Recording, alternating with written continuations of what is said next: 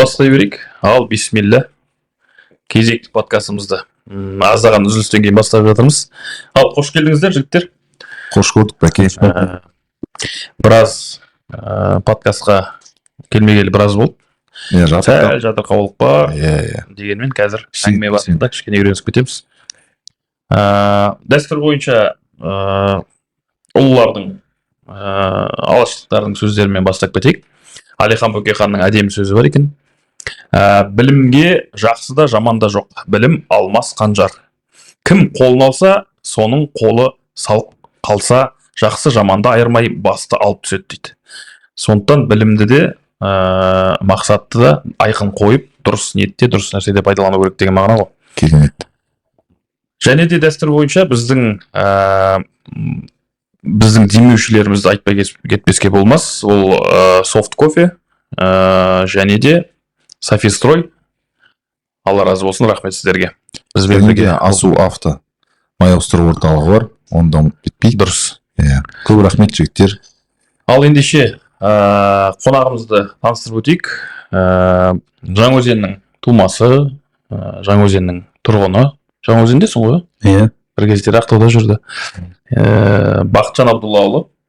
Мен қалай таныстыранын білмей отырмын. Негізі себебі, мысалға Бақытжанды көрген кезде менде ең бірінші ассоциация ол робототехника. Робот құрастыру саласы. Бақытжанды көрген кезде әңгімесін мен де ассоциация сондай. Мұғалім артынан ерткен бірқатар жас жігіттер бол, шәкірттері көп енді. КВН-де де көрініп жүр, басқа салада да көрініп жүр. Осы робототехникасында да көрініп жүр. Сол жаңағы айтқандай, осы IT білім, робототехника саласы менде бірден ассоциация, себебі Бақытжанмен бірге біз мынау жас мамандар кеңесі басталған 13-14 жылдан сол кезден жақсы араласамыз. Енді бұрын бір мектепті бітірдік, енді осы отырғандардың барлығы Жаңаөзен мектеп лицейінің түлектері. Онда айтып кетейік. Ақ күміс көп жасар қыз, сізге сәлем жолдаймыз. Жалпы одан басқа біз енді білгіміз келеді. Көп нәрсені білмейтін сияқтымыз, себебі бір шет жағасын көріп қалған нәрсеміз, ол жалпы осы IT саланың қазіргі замандағы бизнес дейміз бе, кәсіп дейміз бе, соған ұштастыра білу, соны бір табыс алып келетіндей, өз-өзін ең болмаса ақтайтындай бір жобаға айналдыру мәселесі. Бұл меніңше тек Қазақстанда емес, басқа әлем бойынша да бұл үлкен проблема. Әсіресе Қазақстанда бұл өзекті, себебі өзекті бізде тапшы ғой негізі өте аз да. Робототехникамен айналысатында біз мысалға дейтін, мен Бақытжаннан басқа робототехникамен айналысатын Маңғыстауда бір бар деп кездестірген жоқпын жеке өзімді. Айтып отырсың енді Бақытжанды көрген кезде робототехниканы робототехникамен ассоциациялайын деп та. Робот Бақытжан дейді. Робот Бақытжан деп айтады. Бақа, қош көріп жатсың енді. Біз егер сені таныстыра алмай жатқан болсақ, өзің қысқаша тағы салаларыңды айтып кетсең болады. Ешқандай шектеу жоқ. Жалпы, қош көрдік, рахмет ағаларым. Біріншіден енді ең бірінші біздер жаңа робототехника айтып жатсыз ғой. Басында шынымен де адам өте аз болды. Айналысып жатқан қазірде енді баршылық деп айтуға болады. Бірақ енді коммерцияландырып отырған адамдар өте аз. Мысалы, IT саласына кіреді ғой, біздердікі де хардвер дейді да. Мысалы, софтвер, хардвер, соның бір қиын жағын алып жатырмыз. Қазір хардвер, аппаратны қолға ұсталынатын заттар. Плата жасау қолда, оны программировать ету деген. Кешірім сұраймын, сөзіңіз аузыңызда. Коммерцияландырудың маңызы неде? Не үшін коммерциялану керек? Мүмкін сол любительский деңгейде алып жүріп, үйірме қылып жүре берсек болмай ма? Соған түсіндіріп кетіңізші. Қашанғы жүреді бәке олай. Жоқ, мен соны айтсын деп айтқаным ғой. Басында солай болған. Хобби есебінде мен тек балдарды дайындаймын, халықаралық деңгейге дейін шығарып, сонда робота сонда шәкірт дайындау деген болды басында. Ой болды сондай. Сосын Cyberspace дейтін ең бірінші қоғамдық бірлестік ашқанда, атауында Ерлан Қалиев деген ағамыз бар. Сол жаңа документация. Сәлем жолдаймыз. Рахмет. Сол документациясын жасап көмектескен кезде қоғамдық бірлестік ашылғанда сол сен Cyberspace деп қойды да, әлемдік деңгейде танымал болу үшін киберпространство, киберкеңістік мүмкін халықаралық деңгейде бір неге шығарсың деп. Әдемі, иә. Бірақ енді ол кезде мен өзім шынымды айтайын, дұрыс сондай сенім деген болған жоқ шығар. Болған жоқ сияқты. Армандадық, әрине балдарымыз мүмкін шығып қалар деп. Қазір Аллаға шүкір халықаралық деңгейде оқушыларым енді қазір оқушы емес, олар білдей бір жердің маманы, қасымда жүрген бар әлге дейін. Сондай халықаралық деңгейде қазір үлкен жобаларға қатысып орын алғаны бар. Енді қазір коммерция жағынан біздер енді үлкен жобалар дайындап жатырмыз бірге. Өсуіміз керек енді. Жалпақ тілмен айтқан кезде бәке ақша табу керек қой, бұл қашанғы жаңағындай.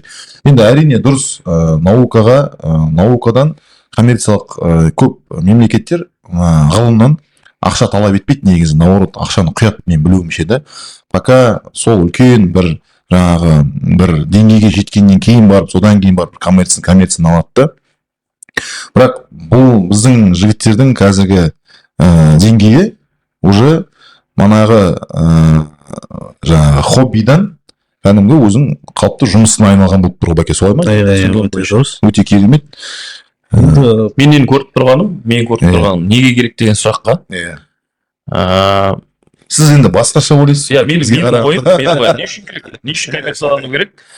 Ең бірінші мақсаты ол жерде ол даму үшін деп айтар едім да. Себебі егер ол коммерцияланбаса, ол дамымай қалады да. Мен солай көріп тұрмын. Себебі оған тағы да сол Бақытжанның өзі дәлел, басқа да азаматтар бар. Осы Жаңаөзенде Allfood деген приложение жасаған азаматтар бар, тамаша жігіттер, программистер, таза программистер олар. Бэкфронт жаңағы не қылдайды, не деп жаңағы өздерінше бөлінеді екен, контентті бөлінеді екен, біз білмейміз. Араласқаннан кейін біліп отырмыз. Мысалы, сол сияқты жігіттердің барлығын көріп, олардың жобасын көріп, олардың жұмыстарын көрдік, бірақ не жетіспейді ары қарай даму үшін дегенде бәрібір де коммерциялану жетіспейді.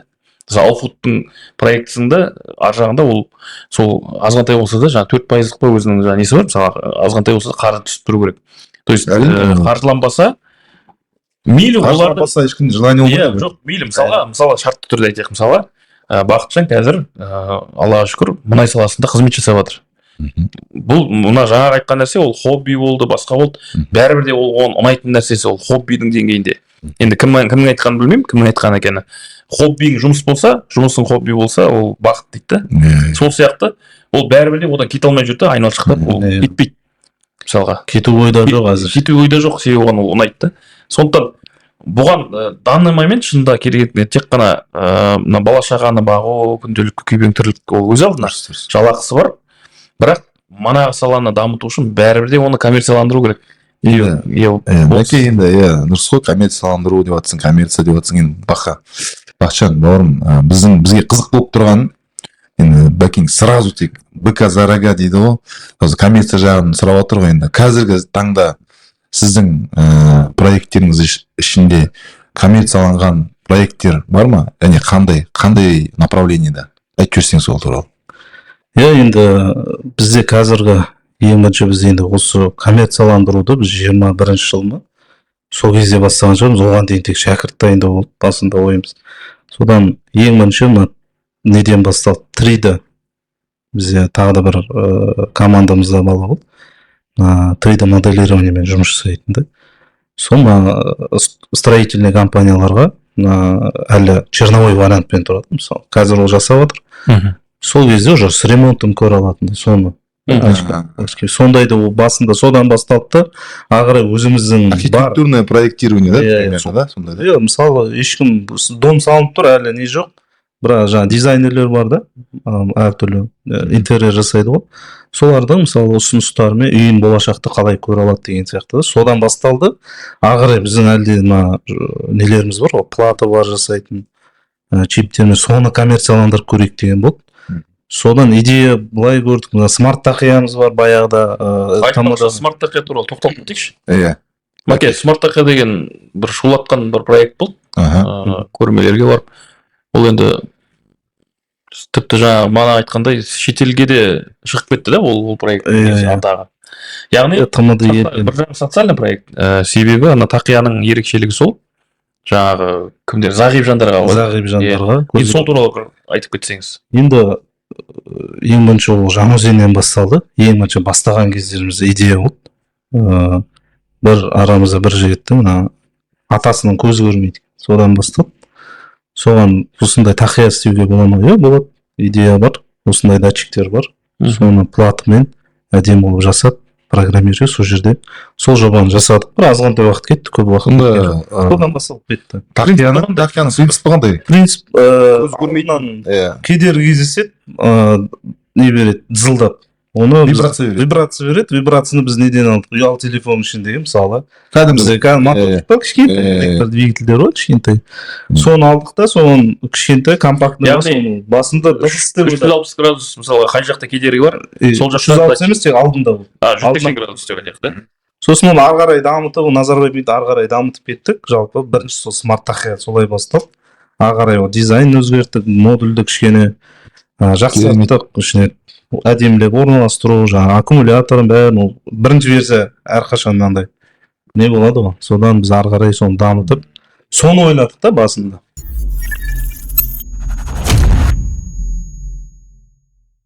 Содан бастал соны ойладық, біз смарт тақияны көбейтіп шығарамыз ба деген ой болды. Себебі сондай сұраныс болды. Зағип жандардың өздерінің қоғамдық бірлестігі бар екен, орталығы бар екен Ақтауда, соларға ұсынып не істедік, көрейік деп та, оларға қандай, олар өте бір жақсы баға берді. Соны көбейтіп, мүмкін бір жағынан сатуға да ұяласын, бір жағынан арзан бағада мүмкін өз құнымен шығарамыз, бір азғантай бір немізді ақтасын деген сияқты. Одан кейін бірақ ол жобадан ары қарай идея келе берді. Анау ұсынады, содан ең соңында біз жағалауда жүрдік, теңіз жағада. Бокс аппараты бар ғой, ойын автомат. Соны ұрып жүр жақсы көретін жігіттер, неге осындай жасамайсың сендер, робототехниктер сондай ғой деп. Идея, давай көрейік, соны жасады. Полный қазақстандық, өзіміздің ішіндегі сыртына дейін бәрі қазақстандық болсын деп, сонымен айналысып кетті. Көп уақытымызды енді алды деуге болады. Енді біздің немен бір жылдай сонымен жүрдік, инвестиция таптық жан-жақтан, саттық жан-жаққа, бүкіл ішіндегі механизмына дейін, бүкіл біздің Қазақстанда дейін. Қай жерде саттық?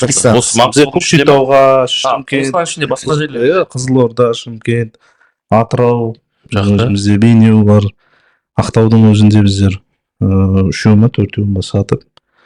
Енді қазір бірінші версиясы ол бар. Ол бірақ өте жақсы шықты. Оның өзінде сол аппаратты жасау барысында екіншісі пайда болды. Ол QR-мен, солай кете береді екен. Содан QR-ды біздер Қазақстан бойынша Каспий QR-мен төлейтін қылайықшы, іздедік. Қалай қыламыз деп. Сөйтіп Қарағандыдан бір жігіттер табылды.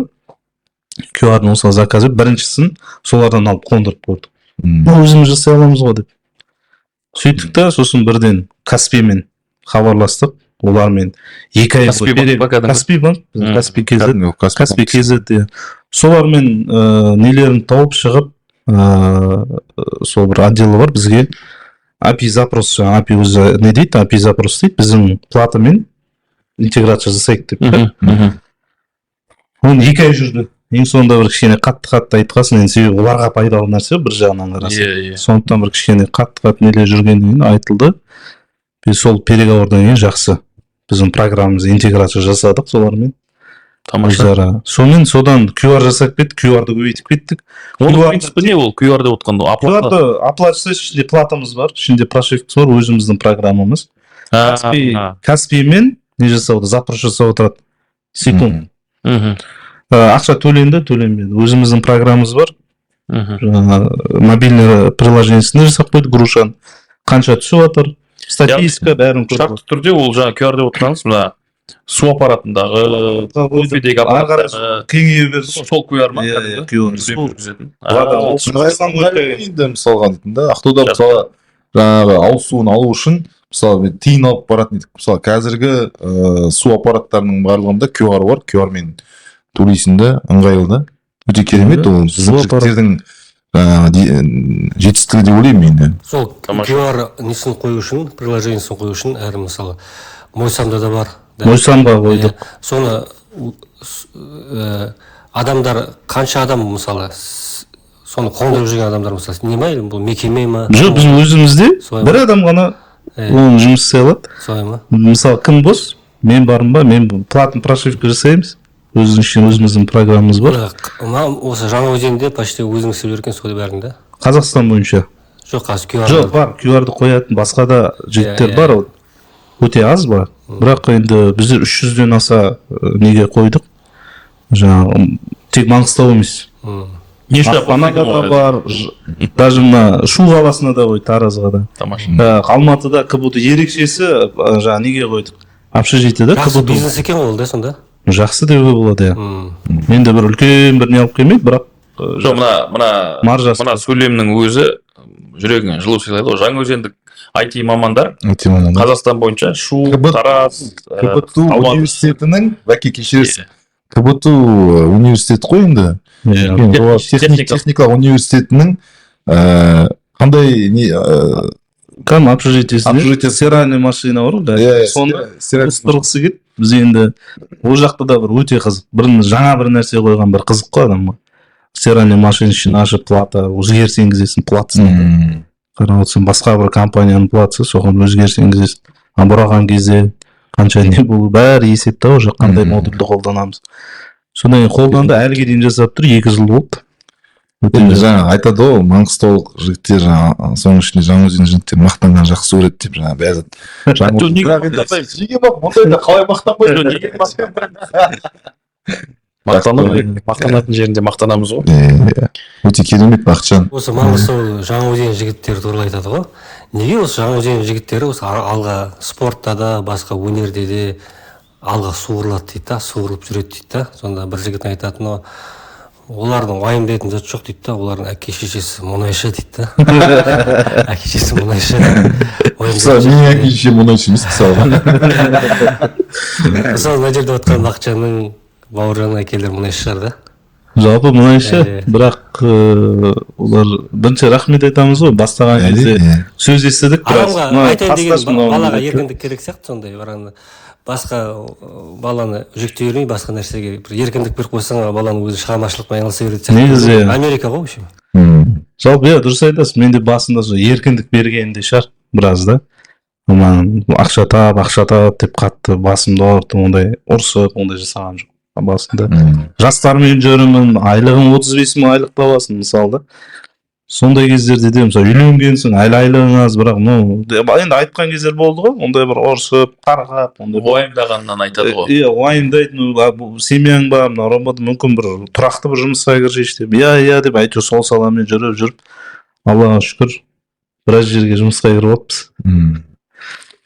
Енді шүкір, енді сол ары қарай нанымызды тауып отырмыз, Аллахтың қалауымен. Жаңағы Бақыт,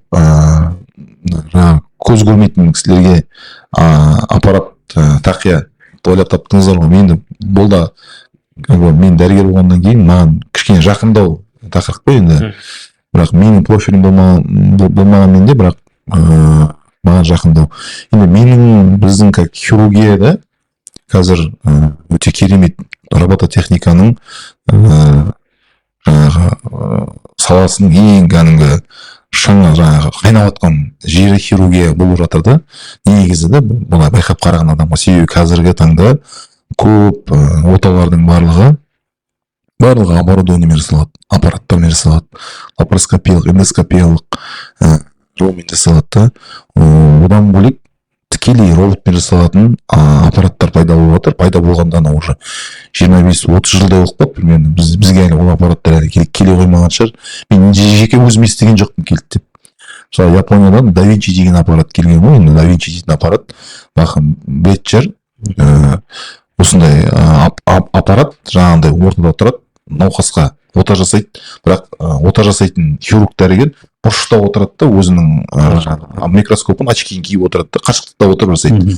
Даже болашақта мынандай да болады деп болжамдар болды. Енді ол алыс болашақ емес, жақын болашақтың өзінде қалалар, мысалы мен Жаңаөзен қаласының дәрігерлері, мысалы Қазақстан деп айтайықшы, Қазақстанның дәрігерлері мысалы бір үлкен отаны жасай алмайтын болса, егерде Европаның бір қаласының бір дәрігер жасайтын болса, профессоры, жаңа аппарат болатын болса, бізде Da Vinci, ол аппараттың қосады, науқас жатқызамыз, аппаратты қосып көмектесеміз, жаңағы дәрігер Европада отырып, интернет желімен отырып отаны жасайды, соған келе жатыр жайлап. Енді ол қаншалықты болашақта деп білмеймін да, бірақ енді ондай оталар уже жасалып жатыр, бірең сары. Мысалы ертең Бақытжан бауырымыз да мысалға дейтін ертең сондай сфераға да мысалға дейтін кетіп қалуда кетіп жаңағыдай мен сондай болса екен деймін да енді қазақтың жігіттері особенно осы Жаңаөзен қаласының мысалы Бақытжан жаңағыдай ойлап тауып отқаннан кейін бәлкім болашақта сондай бір жетістіктер жете ма деген бір ниет қой менде дейтін да жаңағы бір есіме түсіп кетіп отқаны Тесла дейтін жаңағы Илон Масктың компаниясы бар ғой Тесла дейтін сонда жаңағы Тесланың машинасын дизайнын бәрін шығарған кезде менің инстаграмда ма бір жерде әлеуметтік желіде көргенім бар ручка есікті ашатын ручкасын ұмытып кеткен ғой естідіңіз ба естімедіңіз ба ручкасын ұмытып кеткен сосын енді машина уже проектке полный шығып кеткен да енді мына ручкасын ұмытып кеткен ғой жаңағы дизайнерлер қалай енді мына ручканы қалай қосамыз білмеймін деген ғой ештеңе өзгертпеймін короче маған есік ашылатындай қылып беріңдер деген ғой өзі ашылып өзі не істейтіндей содан кейін байқасаңыз Тесланың есіктері бүйткен кезде есігі ішінен шығады несі да тұтқасы ішінен шығады да ол сол ар жақта сондай бір босс дейді ғой енді шефтің үлкен талабымен ана жаңағы қателіктен кейін қателікті дұрыстауға жасалған талап көп мысалға дейтін именно электронный жаңағы көліктердің көбісі есіктері сондай тұтқасы ішінен шығады көшіріп алды иә көшіріп алды да былай қарап отырсаң ол да жаңағыдай тығырыққа тірелген кезде бір идея шығып кетті да мысалға дейтін да бәлкім мысалы айтады ғой жаңағы шығармашылықта бір тоқырау болу керек дейді да бір андай аш болу керек дейді да адамда аш болу керек сол кезде ғана бір дүние шығады дүние шығады әдемі соған қалай келісесіңдер ме мен келіспеймін жоқ мен келіспеймін бәрі болады деп тұрсың ғой әрине ол тоқтыққа көшкенге дейін жалпы мен өзім келсем тоқтыққа көшкенге дейін біраз идея біраз нәрсе шығады то енді қазір сол жолдамыз ғой енді бір үлкен сол проектіміз үлкен ақша алып келсе күтіліп жатыр үлкен ақша алып келеді уже жаңағындай үлкен проектілерге жол ашады да ол соны ойлаймын бір аштық кезінде қиын кездерде біраз идея шықты бізде де Билл Гейтс мысалы бәке 9 ай үйінен шықпаған дейді да жоқ Билл Гейтс туралы әңгіме айтпай ақ қояйық солай оның әке шешесі ата әжелерінің білген жоқ бірақ ол бізге солай әдемі сторителлинг қой ол әдемі біз ертекке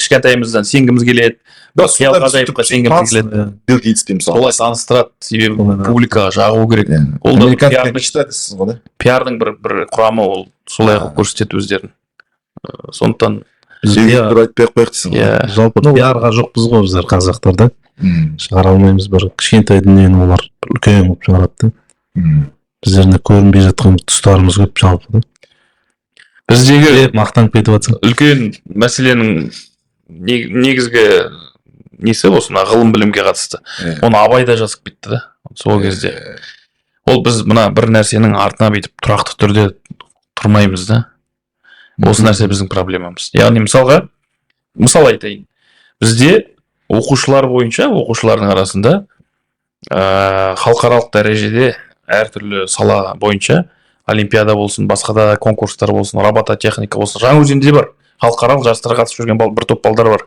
есімдерін білмеймін Америкаға да барып келген сияқты сол балдар иә барып келіп жүр Түркияға барды анда барды мындай барды спонсор іздеп жүрді бір баланың анасы осы біздің блогер келіншек ерлік бекер ме екен ұмытып отырмын кім осы біреу бізге осы мәселемен қозғады ұмытып отырмын қазір мен қателесуім де мүмкін сол кісі айтып осы мына неде отырған кезде бір отырыста жиында бізге қонақ болып келді сол мәселені айтты көтеріп осындай бізге осы спонсор да бар ата аналар бәрін көтеріп жатыр ең болмаса бір жариялап күтіп алып шығарып салып дейді да балаларға мотивация болсыншы дейді да сондай бір нәрсе ұйымдастырайықшы жігіттер деп бір қолқа салғаны бар айтайын деп отқаным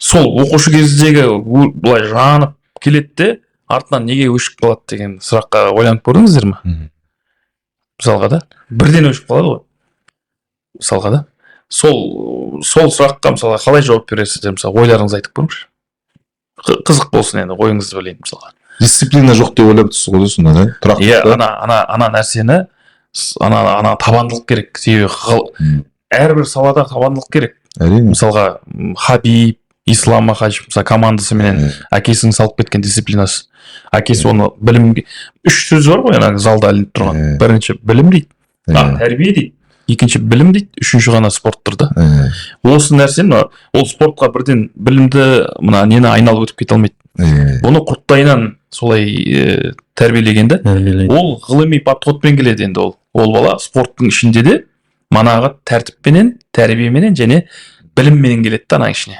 Оның тамақ жеуі, ана салмақты азайтуы, оны қайтадан қосуына бәріне ол білімнің несімен келеді, подходпен келеді да, былай айтқанда қаптал.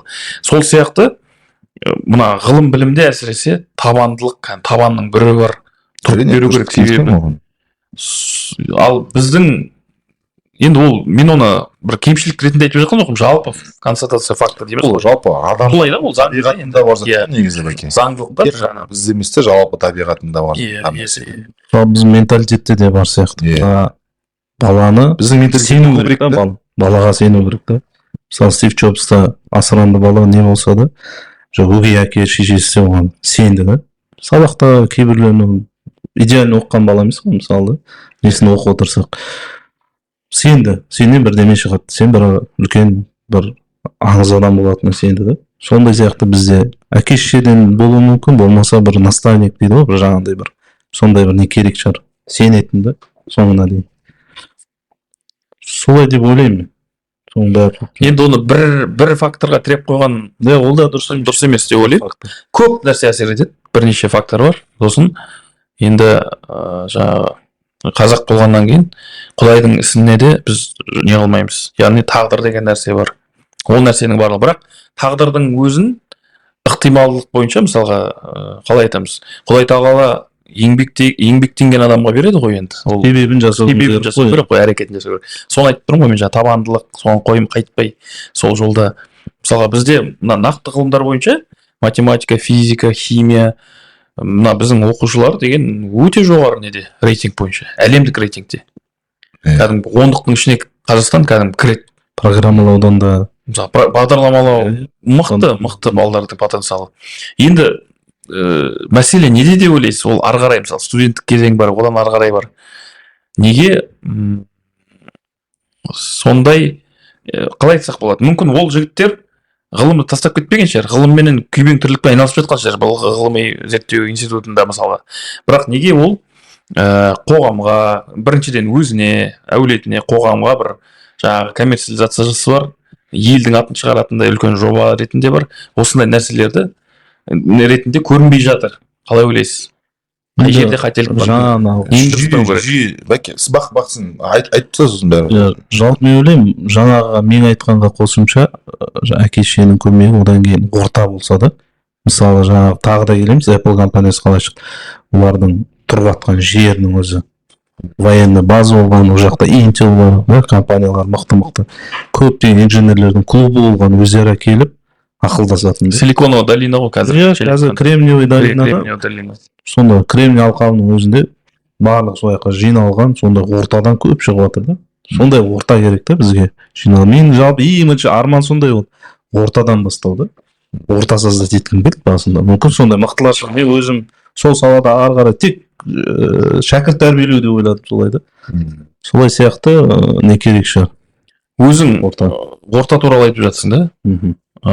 Сондай ортаға барып көрдің бе? Қазақстанда болсын, шетелде болсын. Жалпы қандай сезімде болдың? Не ұқтың? Қандай инсайт алдың?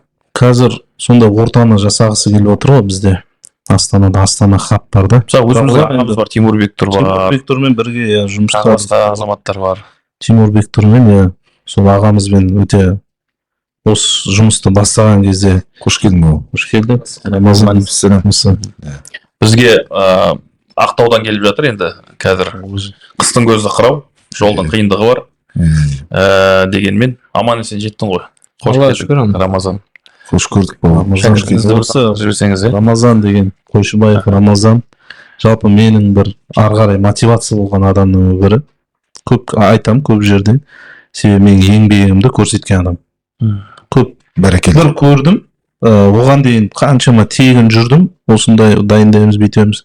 2016 жылы осында ең бір шара өткізетін кезде лицейдің атынан келді. Ары қарай мен қасымда әлге дейін жүр. 2016-тан бері 8 жыл болды ма?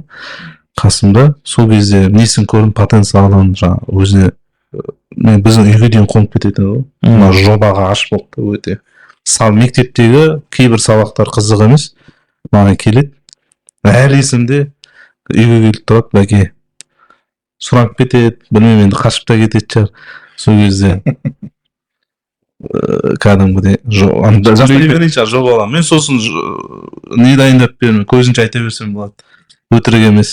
Времянкіден кәдімгі офис дайындап, вентилятор мына жақта керек зат. Өз айлығым да аз ғой, барымша ораторскийден платный бір азғантай ақша түсіріп сөйтіп келіп, осы не зат керек, давай. Сосын айтам, саған сен бір зат шығып қоя тұрады, басым бүйтіп отырады ұстап кейде да, несі бар, саған сенемін деймін, болды. Кетіп қалам кейде, жаңағы жұмыстармен егіп жасақ қояды. Россияның да кейбір нелер хабарласты, соның жобаларын жасап берді.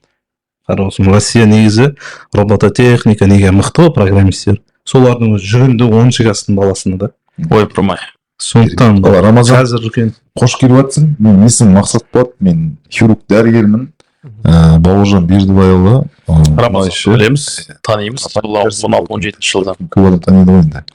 Қош келіп жатсың, бауырым. Біз енді сен келем дегенше біздер подкаст жайлап бастап кеттік. Сол өзіңнің жақсы көретін тақырыбың робототехника, IT саласы және осында жаңа бір-екі әңгіменің басын шайқадық.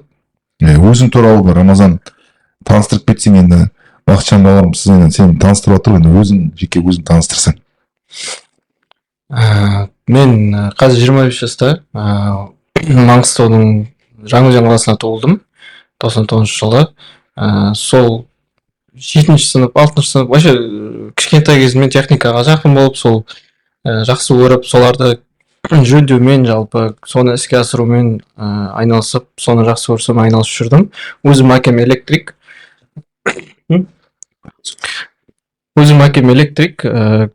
Сол әкем кішкентай кезімде жаңа утюг, жаңа бытовой техникалар бар, соларды жөндеп отыратын.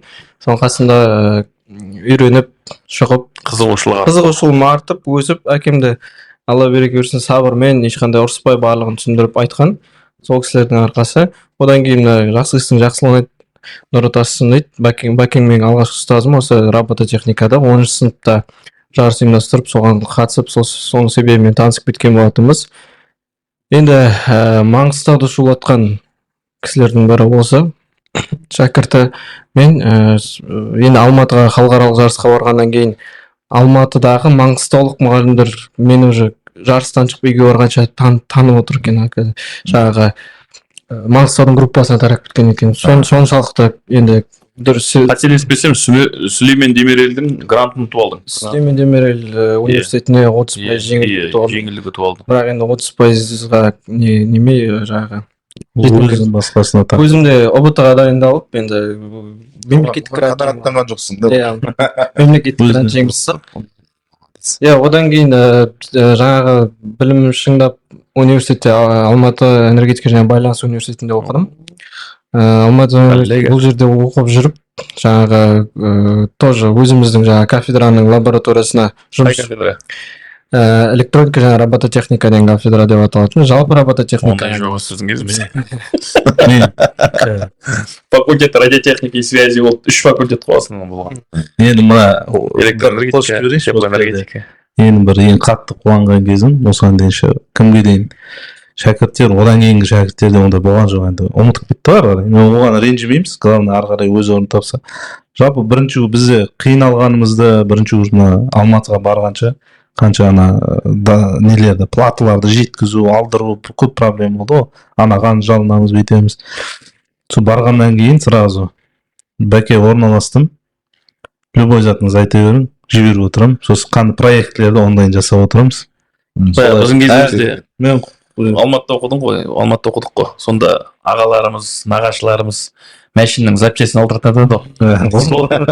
Бізде ондай емес, бізде сол сияқты кім Рамазан солдаттан жаңағы робототехниканың үлгермей жатсам, жаңағы Назарбаев мектебінде жүргенде үлгермей жатырам. Рамазан осы жағынан көмектесейші, осы жобаны жасайшы. Сол жақтан алдырып, Алматыда әйтеуір оңай ғой алдыру. Сол жақтан ақшасын жіберем, алдырады да өз жобасын жасап, көмектесіп жіберіп отырады. Енді біраз жоба жасады ғой, 100-ден асатын шығар бұны жобасы да, біраз жоба жасады Рамазан. Енді бір қорқытқан кездерде болды, бір екінші курста ма, бұл дизайн бір неге қызығып кетті. мен өзім қорқамын. Оның бөлек Бір несі бар. орны бар. Мен бастадым, сен уже бағыттың бұрып баратсың, что-то деді. Өзі ана фото неге қызығып кетті, дизайн. Негізі соның қазір көмегі тиіп жатыр бірақ. Әр нәрседе қайыры бар ғой. Мен сол кезде бірақ қорықтым, сен бағытыңды бұрып баратсың деп та, Рамазан бүйтіп баратсың деп. Өз қызығушылық, ананы кішкене азайтып, мынаған бүйтіп бұрып жатырды да. Бірақ оның үлкен көмегі тиді бірақ. Әрқайсының өзінің уақытымен үйреніп біліп үйрендім деп санаймын. Себебі 3-ші курсымда 4-ші курс студенттерінің жаңағы дипломдық жұмыстарын жасап жүрдім. Енді бұл жерден бір енді алатын нәрсе бір зат деп ойлаймын. Жаңағы бізді көріп отырған Маңғыстау жастары болатын болса, ол кезде енді сабағымды оқып жүрдім. Плюс жаңағы кафедрада жұмысқа кірдім. Сол өзіміздің кафедрада жаңағы. Одан кейін жаңағы фото-видео отыр ғой, ол дейтін жаңағы сол университеттің ұйымы, который сол университетте болып жатқан шараны фотоға, видеоға түсіреді, жариялайды, афиша жасайды. Сол ұйымда болып, сол жағынан дамыттым. Өзіне басқару ұйым сияқты ма мектепте? Солай ғой. Екі мен бас ұстаған кеме кетеді деген қате суға кетеді деген ол қате ұғым деп санаймын, потому что жақсылап сәтін салса, если сол саланы жақсы көрсең, барлығын алып жүруге болады деп санаймын. Енді сабақ әрқайсысынан да бір по чуть-чуть деп санамаймын, потому что қызыл дипломмен бітірдім мен мысалға университетті, сабақты жақсы оқыдым деген сөз. Одан кейін жаңағы энергия институты. Энергия институты. Университет. Тамаша. Одан кейін энергия университетінің қызылмен бітіріп тұр. АЭС-ті. Энергия университетінің жаңағы ректоры күміс медаль өрт, осы ұйымда жүріп еңбегім сіңген үшін жаңағы. Тамаша. Енді жұмыста енді сірәу жинаған опытым көп, соны қазір қолданып жатырмыз. Сол, үйрену керек, жастарға бәрі жүру керек. Тамаша, красавчик. Енді жаңағы 10 класс кездерінен көрдік қой, мына Рамазан деген жап-жас талдырмаш жігіт, кім бағының қасында жүреді.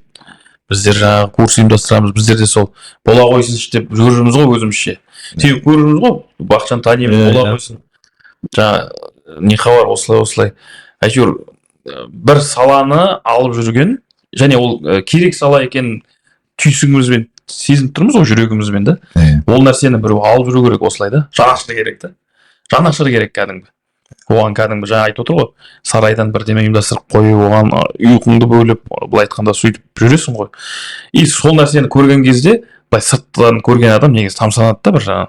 Бір қызығушылық пайда болады. Себебі ана адамның сол жұмысқа деген ұмтылысын затын көрген кезде ол әңгімеңе тұздық болсын бәке. Мен дәрігермін ғой енді. Мына технарлардың арасында семья қалай сөйлесем әңгіме болмай қойсын. Енді семья қалай сөйлесем дейді ғой. Мысалы мені шабыттандыратын нәрсе, ол мысалы мен дәрігер болғандықтан ота жасаймын. Ота жасағаннан кейін енді Аллаға шүкір көп жағдайда науқастарымыз жазылып, рахметін айтып, көзіңмен көресің да енді нәтижесін көресің. Әрине енді кері нәтиже де бар, енді оны қазір айтпай-ақ қойын, ату тағы да стрессовать депрессияға кіріп кетеміз. Енді мен солай шабыттанамын. Мысалға бір операцияны былай жасап, одан да жаңағы оқуға барып біліктілігімді арттырып, мысалы басқа қалаларға барып сөйтіп тәжірибе алмасып сөйтіп жасаймын, мысалы ләззат аламын ба сөйтіп. Сіздер кімнен қалай ләззат аласыңдар? Сендерді не шабыттандырады? Бәлкім бір шабыттандыратын адамдарыңыз бар шығар. Кумир дейді ғой енді. Фанаттарыңыз бар шығар мысалға да. Сол жөнінде айтып кетсеңдер. Жалпы Бақытжан, мен сөйлеп отырғаным, сен өзің қалай келдің бұған? Енді работа техника қысқаша да енді былай. Тез өтіп кетейін ба? Тез. Рамазан. Енді бәрінде көбінесе мектептен басталады ғой. Мектепте қызығып, жаңа айтып отырғанымда бірі сол, жаңа Нұрлан деген досым бар. Екеуміз физикадан неге қатысамыз, олимпиада. Сол кезде жаңа арманымыз болды. Күнде екеуміз барамыз да бір домның бұрышына барып, саған не сызамыз, қандай робот құрастырудың несін ойластырып жүрдік та. Бұл кезде әлі кітап жоқ, қалай, не бағыт береді. Кім берді сонда ол идеяны? Өзіміз робот құрастыру керек деген не жүр. Ол 8 ба 9-сын оқимыз. Сол кезде екеуміз де сондай болды, бір активный. суретке қатысамыз, домбыра дейді, жаңағы гитара, любой затқа қатысып, соны актив бір ғылым жағынан да алып жүргіміз келді. Сол қызығатын, сол екеуміз не болды, Нұрлан екеуміз. Сол физика мұғаліміне давай барайық та, Нұржан апай. айтпай ақ қояйыншы. Бір мұғалімге барды қиып алды. Осы бізді қайтарып жіберді да. Екеуміз бар заңдылықта ғой, оған дейін де ананы жинады, мынаны жинады, бізге көмек керек, өзіміз жасай алмаймыз мынандай заттарды. Сосын давай мұғалімімізге барайық, ақыл сұрайық, қалай қыламыз, қандай заңдылықтарға сүйеніп бастаймыз деп, енді бастайын деп жатқанда мынауымыз тастан дедім. Содан мотиваторымыз содан өшті ау деймін шынымен. Сосын менде әлі бірақ менгі өшкен жоқ, ары қарай университет тек әрдайым кино көріп қалсам сол туралы бір мультфильм болсын, не болсын, тек ойыма келеді да соны зерттеп. Гештальт болып тұр ғой бұның басында. Бар иә, сол гештальтты жабу керек та не жүрді да. Содан кейін интернетте әлі не бір кітап оқиын десем, жаңағы просто баяғы Паскальдар, Дельфи сондай ғой, программирование жақтан. C++. Ары қарай чипті қалай программировать етемін деген не жүрді да. ой да ой жүрді, қалай контроллерді қалай программатор дегенде сөйтіп келіп үшінші курста бір интернет мәселесі бір шешілді үйімізде, үй жалдап тұрдық. Содан кейін соны кірдім, интернет ашылды, содан зерттеп чипті қалай программировать, содан программатор өзім қалай жасаймын, соның бәрі кетіп кетті. ана жақты бітіріп келгесін біраз антайдан кейін сол 2011-де екен қозғап бастадым. 2012 болды, жаңа жастар кадрлық резерв жобасы, сонымен бардым. Робототехниканы Қазақстанда даму деп сол жобамен қорғап, сол кезде маған айтқаны, мен тек жиналыстарда осыны айтатын, неге дамытпайсыздар, неге осыған ақша бермейсіз деп айтатын. Сосын маған келіп ішінде Астананың бір қызы, бізден куратор да жақта, Бақытжан, неге сен өзің осыны алмайсың қолыңа? Біреуге айта бергенде ол не жоқ, сен жаны ашырсың, сен алып жүру керексің. И сразу содан басталып кетті. Жоқ болған бұл. Келдім өзенге, ораторский бар, не бәрінен де білесіз ғой, баяғыда тренинг, бірақ робототехника қалған жоқ. Жүрдім, қалай жасам программа, сөйтіп жүргенде итальянский Arduino деген платформа шығады. Дәл түскен екенсің. Шығады, Китайда бар, неде бар. Оны қаяқтан алдырам маған өзенге. Енді қалай болады, не болады, сөйтіп жүргенде бір күні. Алматыда авторы жоқ, итальянский платформа. Итальянский. Содан Алматыда бір жерден бір магазинге азғантай алдырған. Дельта чип дейтін магазин бар. Әлге дейін соны сатады. Сразу досыма звондадым. Ол айтишник, жақсы түсінеді менің де жағдайымды. Соған айттым, осындай түсінеді. Өзім айлығым бір 37 мың айлық. 25 мыңнан көріп тұрмын. Маған соны алып берші қарызға дедім. Ақшасы жақсы компания жасайды, IT компанияда. Болды деді, барды алып беріп салып жүрді. Ақшасын сұраған жоқ, әлге дейін алғыс айтамын ол жігітке. Айдос деген бауырым, айтишник. Қайтарған жоқсың да? Жоқ, өзі керек емес, подарок. Жоқ, неше мың? 25 мың теңге. Курс қандай доллар? Өзі 150 шығар. Содан басталып кетті. Базовый наборын алдым, балдар жинаймын, ол кезде тегін оқытамын деп, хат жазып СПТУ бар, колледждерден, мектептерден жинаймын, бірақ бір қызыққандай болады, ары қарай кетіп қалады. Қызығы аш емес та балдар. Рамазанға дейін солай болды. Рамазан кетті, ары қарай жүрді. Жақсы бір менің осы патентімді көрсетті. Үстіне келіп бүйтіп кішкене үрді дейсің ғой Рамазан. Иә, Рамазан кетті, бір мені танымал етті деп ойлаймын. Рамазан сол. Бір протез ба, тоже медицина саласында бағытында бір ондай да бір жобаларыңыз болды. Бағасы 50 теңге болған шығар да. Оған жете ме, жетпей ме? Сондай шығар. Біз енді Алматыға сол жобаны апардық қой, 3D'дан несін шығардық, датчигі қолдан жасадық. Датчигін таба алмадық. Датчик давление. Қысқан кезде Қымбат. $1000 болды да. Иә, $1000. Америкадан $1000 деп. $1,500 ба, даже $1000 деп. Жігіттер. Получается протез, да? Протезді сендер ойлап таптыңдар. Дұрыс па? Соның чибін сендер ойлап таптыңдар, бірақ чиптің бағасы Америкада $1000, датчиктің бағасы Америкада $1000, бірақ сіз соның себестоимостьін 50 теңгеге түсірдіңдер ме сонда? Қолдан жасаған болып тұр ғой. Қолдан жасадыңдар ма сонда? Қолдан. Рамазан. Ребята, қаяқтасыңдар ғой жігіттер. инвестор да бар. ғой негізі өте мен біздің салаға жақын не ғой енді қымбат не ғой. өте қымбат қой негізі. Баяғы Динара деген қыз бар ғой, Иә, соның темасыменен Әділ Сүйбай ағамыз жүрді ғой, сол кезде білемін да оның қаншалық қымбат екенін. Германия. Сонда бір не істегіміз келді қолға. Сол жобамен сол 2-ші орын алдым екен, 3-ші орын ба, сол протезбен бардық. Біздікі енді всегда арзан нәрсе қолдан жасалған болғаннан кейін әдемі көрінбейді да ол. Ар жақта әдемі функциясы негізі сол әдемі көрсеткендер бар. Сондай менде алып кеткендер. жоқ әдемі сол мен сізге бірдеңені айтайын. Енді біздерде медицина саласында оборудованиемен жұмыс істейміз, мана айтқандағыдай. Мысалы бір инструментті да арзанға прям долгосрочно прям сынбайтын қылып жасауға болады.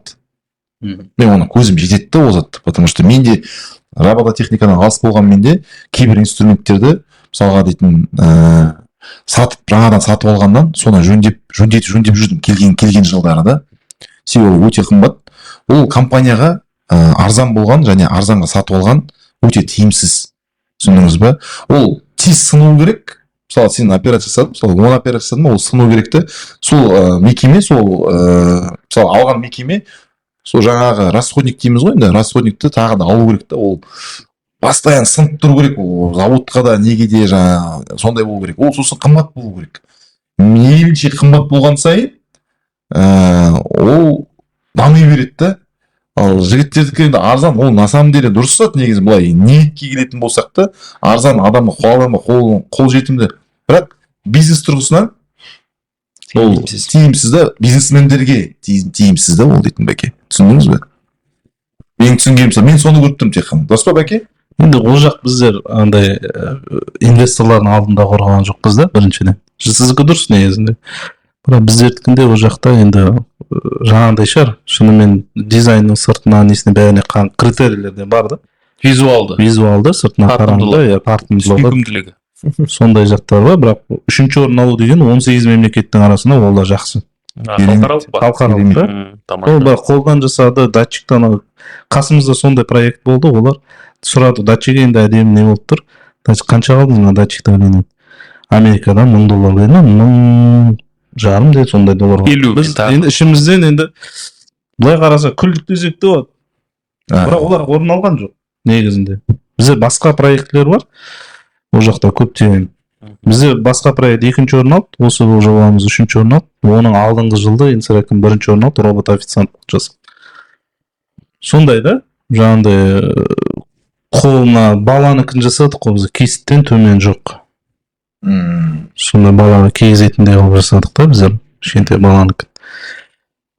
Сонда енді не көп қой, әлеуметтік проектілеріміз көп болды. Біз мылқауға көз мысалы сөйлей алмайды, соған арналған жобасы болды. 11 сыныпта жүргенде де жасаған жобасы. Қолдарына әрқайсысын істегенде әріптер бұл жерден шығып отырады. Язык жестов. Язык жестов.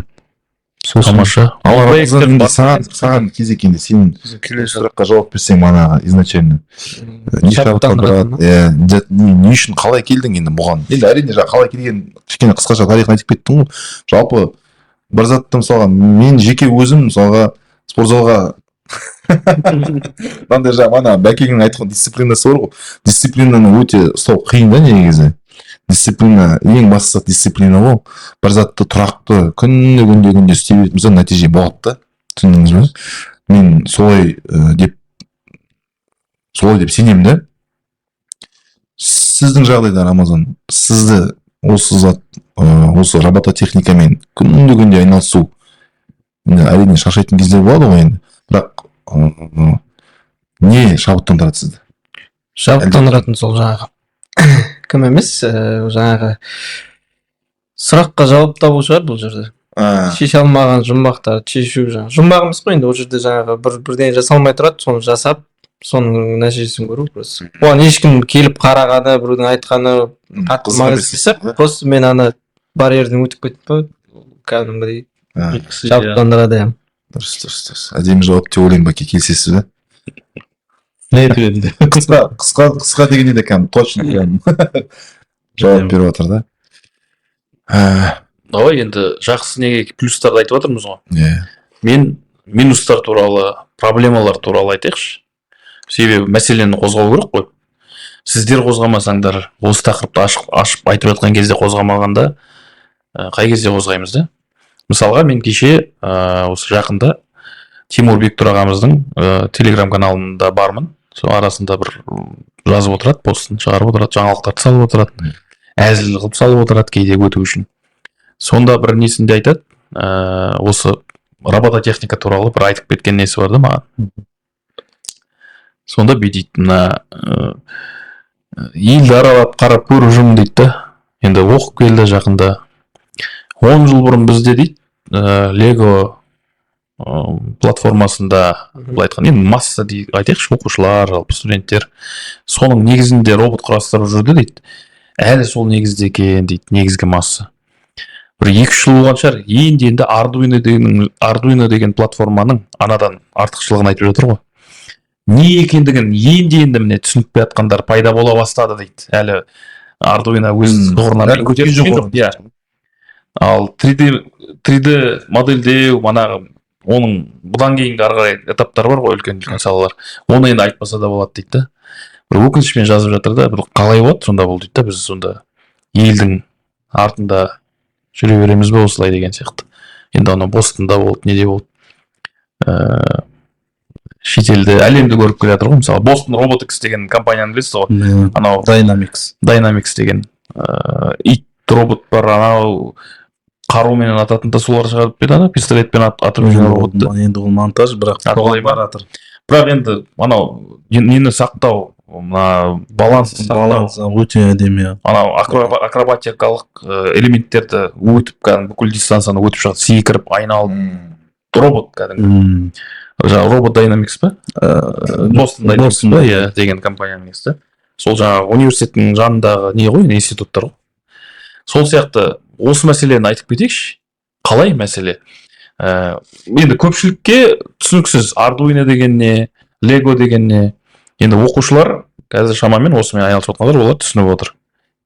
Не айырмашылығы бар? Артықшылығы неде?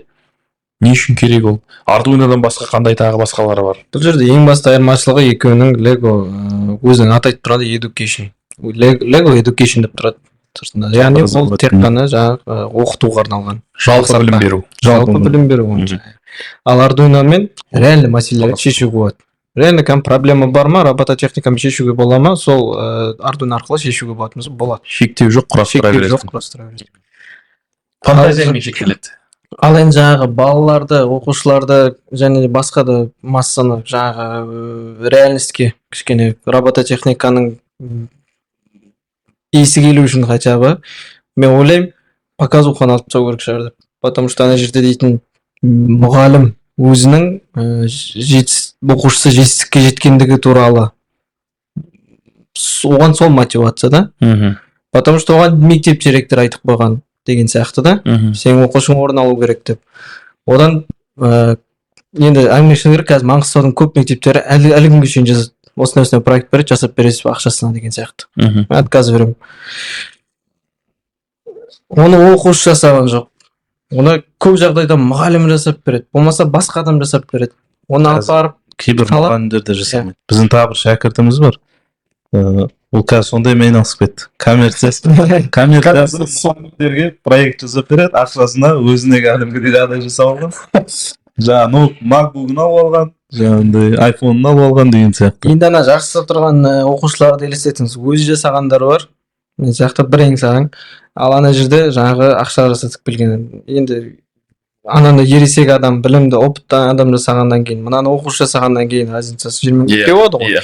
Енді орында, соответственно, ана жақсы салады. Ана өше береді. Ана өше. Ана өз еңбегімен шыққан мәнінде орын алу керек жігіт. Оқушы өше береді. Баке, сіз жаңа нені айтып жүрсіз? Осы темада показуха жөнінде жаңағы кім келген мұртысы келеді. Білім министрі келгенде ғой, Ерлан Сағадиев еді. Сосын КМБ-ның бастығы. Кім ол? Карим Масин. Премьер-министр еді ол кезде. Сол келеді. Ана кісі ақшқа кетті, ана кісі Темірторда. Айтыңыз. Солар келеді деп, облыстық жастар орталығына, Арман дейтін. Сол жақта. Мен сол кезде Ақтауға барып, жаңадан орналасып отқан кезім. жұмысқа кірейін деп жастар отауында жұмыс жасаймын сол жақта. Сосын бір жағынан бізге бір кішкентай кабинет алынады да, Бақытжан осы жерге енді біздің робототехниканы көрсетейік деп. Сосын давай деп кабинетті алдық та, Рамазаным бар, қасында Құрал деген оқушы болды, қазір енді ол қойып кетті. Соны шақырып кабинетке не жасап бастадық. Ішіне не қоямыз, жобаларымыз көп, ойларымыз. Сол кезде қасында сіздікі жеткіліксіз болатын шығар деп қасыңызға көмекке деді ау деймін. Назарбаев мектебі, ол кезде әлі Назарбаев мектебінің адамдарын танымаймын. Сол кезде жобаларын әкелді. Мынандай әдемі партаға өзінің жаңағы Назарбаев мектебінің несі бар жаңағы. Неге Алауы бар. флажоктары бар и лего. Әдемі қимылдап тұр. Сосын мәңгі артқа әдемі болып тұр дедім да. Біздікі кіре қолдан жасалған тақия бар, жаңағы протез бар ма екен. Әйтеуір кілең жоба смарт. Сосын давай дедік, келген кезде ұялы телефонмен нені қосып сөндіріп. Жарлы баласы мен бай баласы деген Тариннің әңгімесіндегідей болып тұрды. Айтайын. Сонымен Кешірім сұраймын. ана сол бір эффект берсін дедік та, біз енді ұялы телефонмен нені жарыққа сөндіріп қосайық. Сөйдедік. Кондиционерді үлгермей қалдық біз келу уақытына. Кондиционерді қосып сөндіріп, сол жерде оның реальный несін көрсетеміз деп. Бірақ светті жағып сөндіретін болдық. Сосын келетін болып, бірнеше уақыт күттік, дайындалып, сосын кіріп келді. Сол кезде тауырды. Орнатып отқанда жаңағы. Орнатып отқанда, сондайлар да болды. Енді Ерлан тағы кіріп келді да, бірден мына жерде бүйтіп әдемі жерден көрсеткісі келеді ғой бізде. Бүкіл артта дейтін, бүкіл біздің Аблановың директорлар, бүкіл әкім бәрі жүр. Соны бүйтіп келді да, анау легоға деді. Біз бұрылып қалдық, бізді көріп қалды. Тоқтап қалды. И сол жерде тұрды да бізбен. Тақырыпты біледі ғой онда. Ол біледі жағы. Мынау өзгеше зат. Қолдан жасалған, бүйтіп жатыр, жанып жатыр, мынандай ұстаса, тақияны киіп қарайсың. Умный проект сол жерде, о деп. Бізбен тұрды да экспоға сақты. 2017-де экспо болады. Келесі жылы 16 уақыты жазда 2017 экспоға келіңсіңдер деп. Соны ұстасады бізге, бір проектіңізбен келің деп та. И сол жерден уже бәрі бізде болды. Содан кейін сол Назарбаев мектебіне шақырды деген, содан басталып кетті. Шүйіріп жүргендер сізге басқаша қарай бастады ғой. Енді шүйіріп жүрді деп те айтпай-ақ қояйық, енді жалпы сол кезде бірақ енді Абланы олжан бірақ Назарбаев мектебінің мен директоріне сол жеріне несіне түсінігіне жалпы менеджментіне өзім ұнады сол жайт. Ермек Серікұлы деген өте бір маған кабинетіме даже мынандай жасап қойды. Xbox-қа дейін береді. Телевизор, үлкен смарт ТВ, диван, не керек? Сен творческий адамсың. Идеяшы болу керек, сенің жағдайың сондай болу керек. Назарбаев мектебінде ең вот соны көрген адам, жалпы ол өз мұғалім адам емес, бірақ мектепті басқарды. Олар ол жақта жүйесінде, жалпы Назарбаев мектептен ол жақта директор, білім педагог болу міндетті емес. Менеджер болу керек. Юрист жалпы бітірген, бірақ сондай өте бір жаңа не десек болады, креативный адам.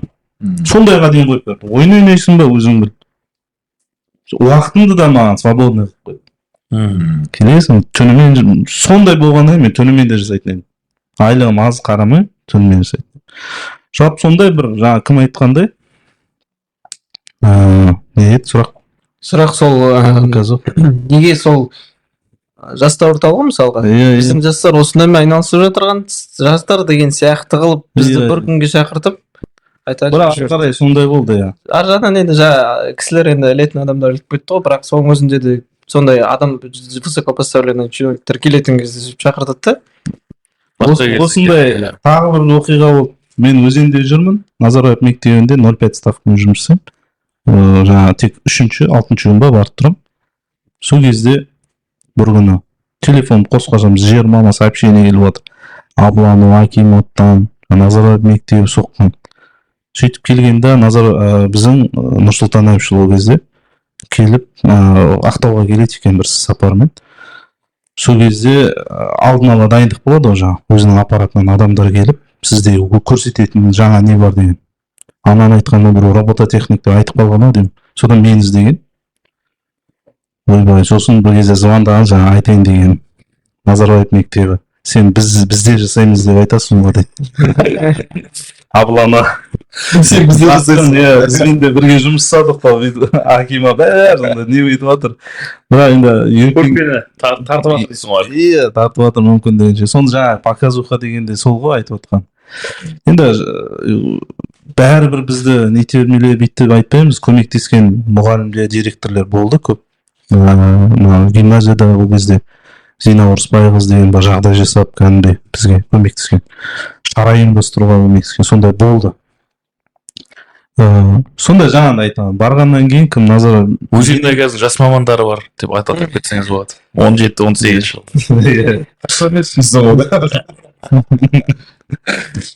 сондай жаңағыдай жағдайлар ғой. Таяқым тартқысы, бірақ ертесі күн 1-2 күннен кейін ол шара өтіп кеткеннен кейін кімді кездестіретін болды.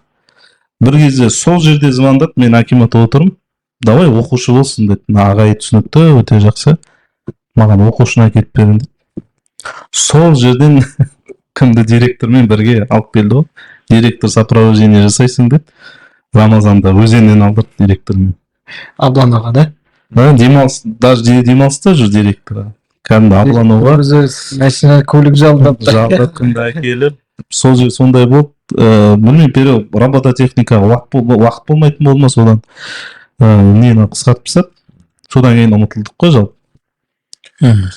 Жаңағыдай Жалпы біздің тек қана бұл сала емес, жалпы барлық саладағы бір мәселе проблема бар, иә. науқаншылдық.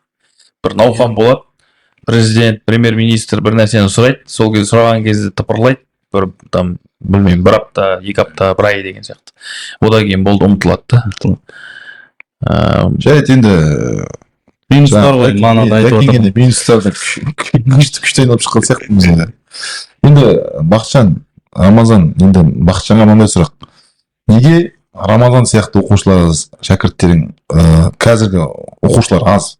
Рамазан, сен не ойлайсың? Сен сияқты робототехникаға, именно технарлар неге аз біздерде? Осындайға қалай қызықтырамыз? Мысалы, менің де балам, мысалға, мен балам робототехникаға қызықты. Бірақ енді қазір уақыттың тапшылығы болды, спортқа бердік, жаңағы нишқа дайындалу, қтл-ге жаңағы дайындалу деген сияқты.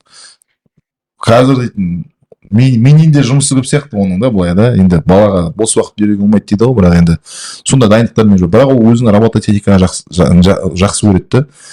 Бірақ біздерде ондай ұйымдар аз ба, әлде қалай қызықтырамыз, қалай көбейтеміз, мысалы Рамазан сияқты оқушыларды, технарларды? Не жетпейді біздерге? Неге біздер Япония сияқты olmaymiz деген сияқты ғой енді. Манағыдай жүйе бар, енді одан кейін орта, манағы онда айтып кеттім, орта.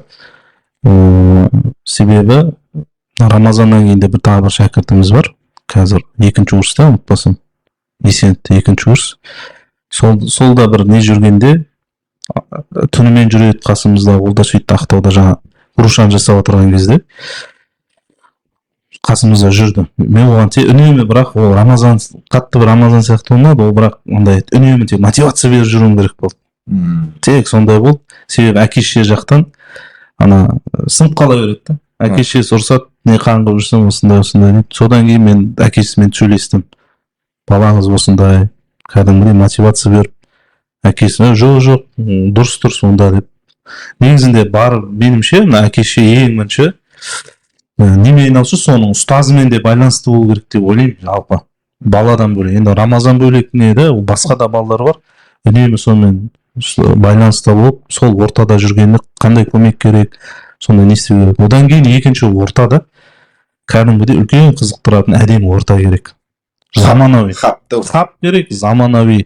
Ол жерде бір шектеп қоймау керек, ол жерде арқайын еркін түрде форматта келіп, ішін кәдімгідей қажетті материал нелермен толтырып, дұрыс ұстаздарға сол жаққа келуге бір әдемі жүйе жасау керек деп ойлаймын. Сосын коммерцияландыруға көмектесуді. Бір кезде үйірме қылып та аштың ғой. Бірақ пандемияның уақыты келіп қалды ма? Әйтеуір бір сәтсіздеу болып жабуға мәжбүр. Рамазан, сен қалай жүрсің? Ондайдай. Қазір робототехниканы орта арқылы бару өте қиын сияқты, потому что ортаны өзгерту өте қиын қазір. Біздің жаңаөзендік жастарға, маңғыстаулық жастарға ең бірінші көшеде түкірмеуді үйрету керек. көшеде түкірмеуді мәдениет сондай кішкентай нәрселерден бастап барып робототехника бір орта арқылы робототехника ортасы көшеде тұрған жігіттер мысалы робототехника туралы сөйлесуі ол өте алыс биыл емес, ықтималдылығы өте төмен. Біз жаңағыдай таланттарды алып жеке инкубатор сияқты бөлек дайындауымыз керек деп ойлаймын. Себебі мен танитын көп таланттардың басып өшіп қалу себебі басқа проблемасы көп, жаңағыдай шын технарда оқитын жігіттер енді көбісі соны қаржы жағы да бірінші очередь.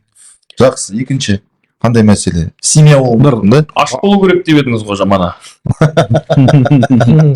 Жалпы бір батыр адам да керек сияқты, бір герой. Америкада бір Марвелда шығарады ғой бір геройларында.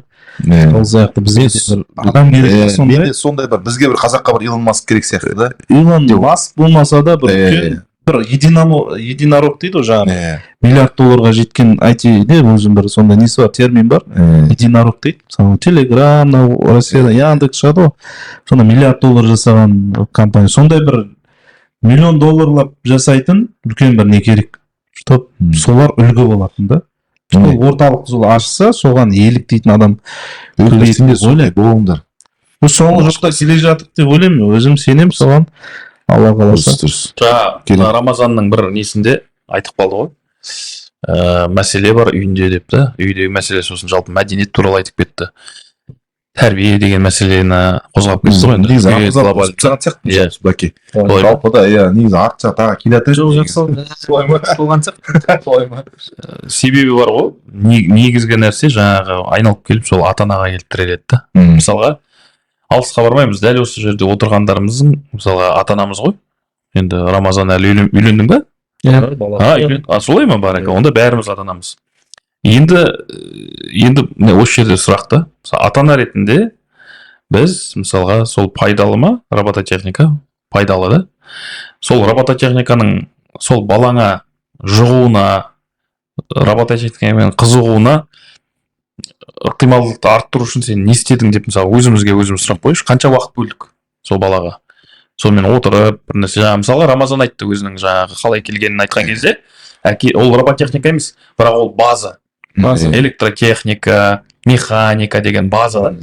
Олар баланың бейтін қақпа белім бұл дейді ғой. Әкесінің қасында отырды, әкесі оны жақсы көрді, қош көрді. Энергетикасы соны сезді, бала да сезді, соны отырды. Және бәлкім әкесі бір керемет бір педагог ретінде оған бір нәрселерді айтпаған шығар, методика қолданбаған шығар, бірақ негізгі нәрсені көрсетті. Негізгі нәрсені бере алды да, практикасын берді, көрсетті. Ал сол кезде маған әкем ұстама, әр ойна десе, ойнаш барасың десе, ол жерде басқаша болып кетеді. Көріп отырсыз ба, уақыт бөлді, қанша сағат екенін есептесек, егер сол отырған, сол кезде бізде жауап та шығатын сияқты да. Керемет, дұрыс айтасың. Онда системаны былай әр ата-анаға, әр жанұяда, әр әкенің не болмаса ананың беретін бір толчогы ғой былай қарап отырсаң да. Бар. Единорог туралы жақсы ой болды Бақытжанда. Әрине мәдениет болмаған жерде манағы білімде болмайды, спортта болмайды, ғылымда дамымайды деп ойлаймын. Мысалға жақсы айттың негізі. Бір сұрақ қойайыншы, тағы мен бір қалып қойған көкейдегі бір нәрсе. Енді міне салыстырмалы тұрғыда Рамазан жақында бітірді ғой біздерге қарағанда универді. Бір универде оқыппыз бәріміз де. Қазіргі мына ғылымның, техниканың қатты сондай бір қарқына үдемелі неге қарай түсіп кетті да, бір сондай жылдамдыққа түсіп кетті ғой, көріп отырмыз. Негізі 2000 жылдан бері қарай ол солай келе жатты, бірақ соңғы жылдар мүлдем бөлек енді деңгей гипер дейміз бе, соған түсіп кетті. Мысалға ChatGPT сияқты, Gemini дейді мысалға, осы сол бағыттағы мына искусственный интеллект дейміз, жасанды интеллект бағытындағы болып жатқан өзгерістердің өзі бізге мысалға былай фантазияны тіпті бүйтіп ашып жіберді, қандай мүмкіндіктер бар деген сияқты. Осы бағытта қазіргі мына технологиялар, әсіресе мына жасанды интеллект, осы робототехникаға қандай мүмкіндіктер беріп жатыр? Бұдан және шығатын екінші мәселе бар. біздің қазақ балалары, қазақстандықтар көштің артында қалып қойып жатқан жоқпыз ба? Осы мәселені қалай шыға аламыз? Енді Мархамат. жаңа чат GPT деп жатсыз ғой, жасанды интеллект. Енді неге келген кезде мен мүмкіндіктерді сөзсіз арттырды ғой. жақында шыққанда біздің негізінде көп жұмысымызды кәдімгідей жеңілдетті. Бұл робототехника саласында да біздер ізденіс болады, өзіңнің ойыңнан кодты өз ойыңнан жазуларды, мысалы да программада кейбір нәрселер талына бір характеристикасын қарау керек болады. Кітап ақтарғаннан көрі іздеп бұл сұрақ қоюға жасанды интеллект көмегі көп та. Тез секундтар ғой, қарап отырсаң секундтарда тауып жатырмыз. Сол сияқты енді бізде жаңа айтып жатсыз, көштің жалпы артық жағында келе жатырмыз. Себебі простой, мен мысалы жасанды интеллектті мен осы жас мамандар кеңесінің төрағасы қылып қойдым да, тағайындалдым. Сол жерде тегін түрде өткіземін деп жарнама жасап жатырмын. Өткіземін, жұмыс. Қанша адам келді? 5 адам болған шығар. Мысалы Тегін деп тегін? иә. Оны 50 мың теңгеге оқисың, онлайн оқитын болсаң. Мына нәрсеңді тегін берсең де алмаймын деген нәрсе болып тұр ғой, өкінішке орай көпшілігімізде. Алмаймын деген Жоқ, қызығушылық жоқ, сондай қызығушылық жоқ. Иә, көзқарас болып тұр. Жоқ, кейбір балдар бар, уже қолданып кетті өз өмірінде. Мынау күшті бір не екен ғой, инструмент екен ғой, өмірімізде кәдімгідей жеңілдетіп жатыр. Соны айтамын, жас мамандар сізге білмеймін деймін да, маған бір тегін үйренсе артынан қалмайтын шығармын деймін да, бұл нәрсені.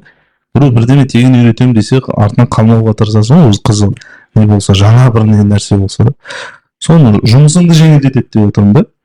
Қарапайым хат жазатын бар, бізде ИТРский состав бар, рабочий болсаң да көптеген жұмыстар жеңілдетеді, соны айтамын да. Соның өзінде бізде білмеймін, не қызықтырады екен білмеймін, тек айлық па, оклад, премия ма. Сол мәселені мен өзім де түсіне алмай жүрмін да, жаңа артта келе жатырмыз деп айта аламын жалпы. Қарапайым нәрсе, мысалы өміріңді жеңілдету, үйде тамақ пісіруіңе де болады, мысалы. Оңай. Соның көмегімен да, мысалы қарап отырсаң. Өмірде енді көп, себебі неге қолдану керек? Жасанды интеллект еріншек болып кетеміз ба деген әңгіме болуы мүмкін біреулер. Мен ойлаймын, ол еріншек емес, қазір мобильность қажет етеді да. Біздер жылдам жұмыс жасамасақ қала береміз да. Сондықтан жылдам жұмыс жасау үшін біздер осындай инструменттерді қолдану керекпіз да. Тез алдына орап шығу үшін алдымызда өзінің қатарластарыңыздан бір-екі шаг алда тұру керек та, солай. Оны мен қолданған адам ретінде айтайын да, жаңағындай тұжырымдардың қате екенін. Сен ол жерден әдемі, жақсы, дұрыс жауап алу үшін әдемі, жақсы, дұрыс сұрақ қоя білуің керек. Сен ананың алгоритмін түсініп тұруың керек сен. Сен не сұрап тұрғаныңды жобалап білуің керек. Сен оны жобалап біліп тұрасың. Бірақ сонда да сен тағы да қандай басқа нұсқалары бар, қандай жақсы варианты бар, сол білу үшін, нақтылау үшін солай бересің. Иә. Соны үйреткім келеді ғой. Сұрақ қоя білуді үйрету ғой тек. Сосын мына Санжар Керімбай деген ағамыздың қазір Мәдени майдан, ғылыми майдан деген кітаптар шықты ғой. Сонда мына ғылыми майдан Сатпаев туралы айтады. Соның ішінде мысалы подкасттарын тыңдаймыз, сонда айтады. Енді ұран дейміз бе қалай? Билейді да мысалға барған жерімде айтып жүрмін дейді. Әрбір отбасына, қазақ отбасына ең кемінде отбасыңыздан, әулетіңізден бір қаныш шығармасаңдар, көшіп кетіңдер елден деп айтамын дейді. Көрдіңіз ба? Яғни мына ол неден шығып тұрған талап? Ол мына көштен қалып қоймайық. Әлем деген кетіп бара жатқаны масқара кетіп бара жатыр алға қарай. Біз сол көштен қалып қоймау үшін ат төбелінде жазғаны қазақ мемлекеті болып сақталып қалу үшін біз әрбір отбасынан бір қаныш шығаруымыз керек деген ұран ғой. Дұрыс айтасыз. Сондықтан айналып келіп сол манағы ата-аналарға келіп не қыламын, осы жерден замандастарым, құрдастарым, ата-ана дейміз, біз өзіміз бала сияқты жоқ, біз ата-анамыз. Міне осы отырғанда қазір 4-5 баладан әрқайсымызды Аллаға шүкір ұлы тәрбиелеп отырмыз. Замандастарымыз, құрдастарымызға қарата айтып отырмын да. Пайдасыз нәрселерді кішкене азайтыңыздар. Енді тыйып тастаңыз деп айта алмаймыз, бірақ сол ұл қызыңызға пайдалы болатын, болашаққа пайдалы болатын, өзіне пайдалы болатын, мемлекетке пайдалы болатын нәрселермен айналысуына жағдай жасаңыздар, уақыт бөліңіздер. Сізбен бірге жасағанды ұнатады. Сосын психология деген нәрсе бар, педагогика бар. Балаға мына бір эксперимент жасайды ғой, видеолар бар тарап жатыр. Кіммен бірге таңғы ас ішкің келеді, немесе ужин жаңағы бірге отырып, қандай осы әлемде кез келген адамды айт, қандай атақты адаммен бірге отырып кешкі ас ішкің келеді деген сұрақ қояды. Бірінші ата-аналарынан сұрайды, ерлі зайыптылардан. Там білмеймін, Криштиану Роналдо, тағы бірдеме, бір әртіс, бұрын өмірден өтіп кеткен Элвис Пресли, Майкл Джексон деген сияқты, соны тірілтіп сонымен ас ішіп әңгімелескім келеді деген сияқты ойларын айтады ғой. Кейін дәл сол ата-аналардың балаларын сөйлеткізеді, ұл қыздарын. Сол кіммен ас ішкің келеді, кіммен әңгімелесіп, бір жеке отырып, сондай уақыт бөліп ашқың келеді, әке шешеммен дейді, отбасы болып отырсақ екен дейді. Жылап қалады ана жерде жаңа ата-аналарда. Себебі бала үшін ол анау атақты бір әнші, әртіс емес маңызды. Оған ата-ана маңызды, оған эталон, оған уақытша олда. Ол бір период, қазір бала болып тұр ғой ол. Сол кезде солай. Ертең ол подростық болып өтіп кеткеннен кейін сенен жаман адам болмай қалуы мүмкін. Сол моментті жіберіп алмаңыздар деген бір үндеу тастағым келіп отыр осы жерде замандастарыма. Осыған уақыт бөліңіздер, бірге өткізген әр сәт және өзіңізге де балаға да өмірлік ана memories дейді ғой, бір есте сақтайтын бір не болып қалады, естелік болып қалады. Өзіңіз еске алыңызшы, әке шешеңізбен бір қызықты бір сәттер, сол қалып қойды, сенде болды, сенің альбомың, жеке альбомың миыңдағы. Оны ешкім алып тастай алмайды. Және ол саған бір жылулық сыйлайды өмір бойы. Сол сияқты балаларыңа сондай нәрселерді көбірек қалдырып кетші деген үндеу ғой менікі. Өте жақсы. Рамазан, бір нәрсе айтасың ба? Айтқым келеді жалпы. Қорытып айтып жіберейік. Жоқ, қорытынды емес, балалардың несі жағынан робототехниканың пайдасы ғой. Сол бала, сіздің балаңызды енді мысалға робототехниканы жарып, содан үлкен ақшалар тауып, Қазақстан дамытып, мықты жобалар шығармаса да, Қытай өзінде айналысса кішкентай кезінде, адамның миының екі состояниесі болады, білесіз ғой да? Сіз жақсы білетін шығарсыз. Альфа, бета деген да. Біз альфа состояние жүреміз де күнделікті. Кішкене қателесіп отырмын. Ол күнделікті заданиелерге мысалға, простой заданиелер. Күнделікті ішу, ұйқыдан тұрып, оянып, жұмыс бару деген сияқты. Бета состояние ол кішкене ми қиналып жұмыс жасау, ойнау. Жаңа нейрондар. Иә. Ал бала робототехникамен айналысқанда бета состояниеға баратыны железобет ол жерінде. Мысалы, бета состояние барады. И қаншалықты көп болса күн жағына, и оған өз кезінде болашақта да бета состояниеға өту оңай болады. То есть қиын тапсырмаға келген кезде бета состояниесі қосылады да оңай шешеді. Өмірлік қиындықтар қарапайым. Өмірлік қиындықтар. Одан алып шығу. Миын дамытады, былайша айтқанда. Тамаша. Тамаша. Енді жігіттер көп рахмет. Енді жаңағы біздер енді подкастты аяқтап отқан жоқпыз, просто бір ой да бір кішігірім. Енді қазіргі енді балаға жаңағы балаларымыз туралы әңгіме кетіп отыр ғой. Енді қазіргі ең басты проблема енді поколение Z деп айтамыз ба, енді қалай айтамыз? Индиго. Z-тен өтіп кеттік. Индиго болып кеттік па, иә. Енді бұл балдардың, мысалы мен балдарыма қараймын, таң қаламын да, енді бұл балдар тек қана қазір смартфон, өзімізде енді смартфонсыз өмір сүре алмайтын болдық қой қазір. Ертең енді ол балдар, мысалға ол балдар тек қана смартфонның тек көру арқылы информацияны алады да, бірақ бірдеңе жасауға келген кезде олар ертең өте қатты қиналатын сияқты меніңше да, жеке өзім ойымда. Енді біздер қандай болдық мысалға да, бала кезімізде, мана менді сіз Рамазан айтты ғой, әкесімен отырып электрон заттарды мысалға да үйреніп бастады. Мен бала кезімде есіңізде бар шығар, бәке, видиктерге шығып бастады ғой, білесіз ғой, видео жаңағы кассета саласың, ол жаңағы не істеп қалады, несі бар ғой, оны ашамыз, ашамыз, естеріңізге ол керек. Осы сәтте есіңізге түскен болса, осыны тазалаған видео, видикті тазалаған жігіттер болады, қыздар жігіттер болады, болса лайк басып жіберіңдер дей ма? Басында айтып жіберейінші, есіме түсіп отыр. Ана 4 па 6 ма болты бар ғой, басында бәрін ашып бәрін жауып жүресің, артынан тек 2-ін қалдырасың, сен тағы да ашасың. Ашасында сіз ана үйде одеколоннан азан одеколон болады ғой, сонымен бақтан алып айналдырып тазалап диск салып ана еще қосқан кезде тап-таза болып көрсетеді ғой, кайф та. Енді сөйтіп сондай бірдеңелерді жасап, мысалға да сол кезде дейтін еще әкең тұрады да или там анам анау кәдімгі шейін жақсы көрсетіп тұр да дейді да кәдімгі анандай да той қарап отырған кезде бұлар Оны Рамазан көрмеген шығар. Рамазан Фильм.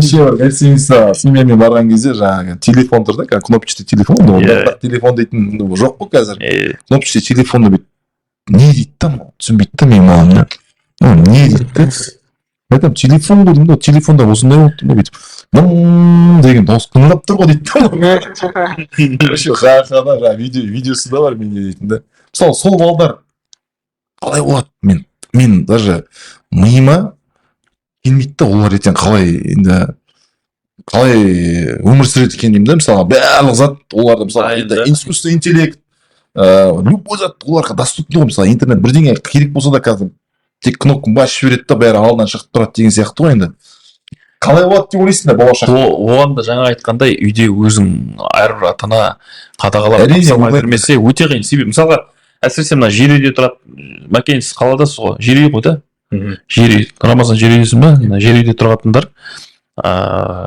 мүмкіндік көбірек болады мысалға өзімнің әкемнің тәжірибесін айтайын әкеміз мысалға кішкентайымыздан мысалы Бақытжан бар ғой інім 2001 жылғы ол Z поколение иә Z поколение солар соның өзін мысалға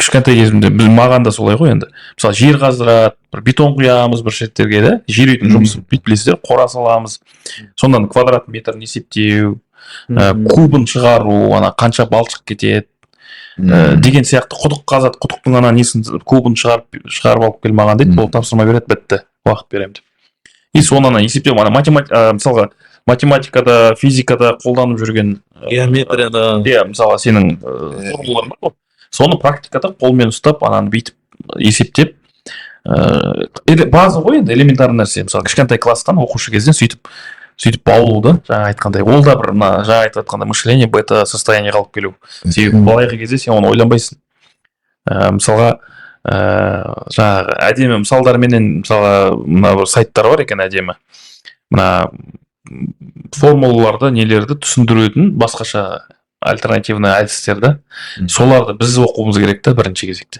ертеңгі күні ол келеді алдымыздан физика химия алдымызда ғой балаларымыз сол кезде түсінбеуі мүмкін ана формуланы мысалға мен әкем есімде өзімнің есімде қалған жаңа ярко не болып қалып қойған әкеме келдім F тең минус F модульдің ішіндегі кімнің заңы да Ньютонның заңы әкем қалай сонда деймін да мен түсінбей жатырмын да енді минус F деген былай бір қабылдай алмайсың ғой F тең минус F не екенін білмеймін мектепте дұрыс түсінбедім сосын әкем айтады мысалы мен айтады да мысалы мына жақта сен тұрсың дейді машинаң от алмай қалды дейді сен итерейін деп тұрсың дейді алдыма мына жақтан нағашы кім бар ғой жеткер бар ғой дейді ол мына жақтан былай қарай екеуіңіз салмағыңыз бірдей күшіңіз бірдей дейді да сен былай итеріп жатрсың ол былай итеріп жатыр дейді да машина қозғала ма дейді қозғалмайды значит екеуіңіздің күшіңіз тең ғой дейді да мынау бағыты былай мынаның бағыты былай дейді да мысалы андай нақты бір неменен мысалға сол сияқты сондай мына не бар ұмытып отырмын бір методикалар бар сондай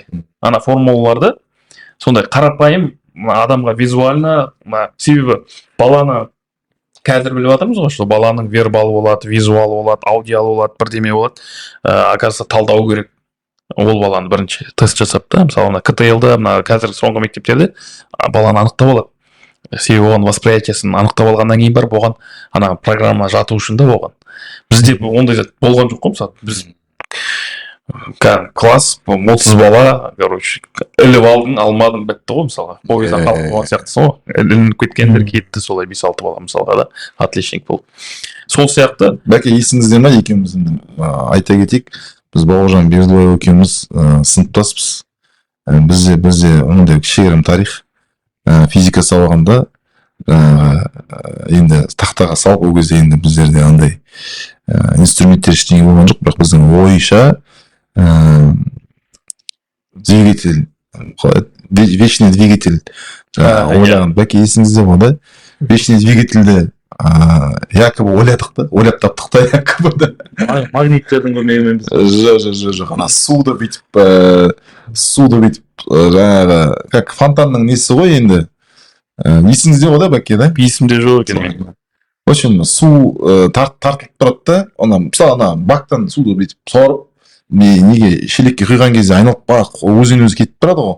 Содан мына бір құттай басында бір күш беріп жібересің де, содан ана паста айналып тұратын, в общем, фонтанның несі ғой, бір схемасы ғой, якобы сондай бір тұздық болсын деп айтып жатқаным ғой Бәке сізге. Енді Бәке, мен жалпы сұрақ қойып жатырмын ғой Бәке да, бірақ қонақтарымыз жауап берсінші Бәке. Бізде уақыт қалды ма екен? Уақыт бар ғой да. Бір жарым ба?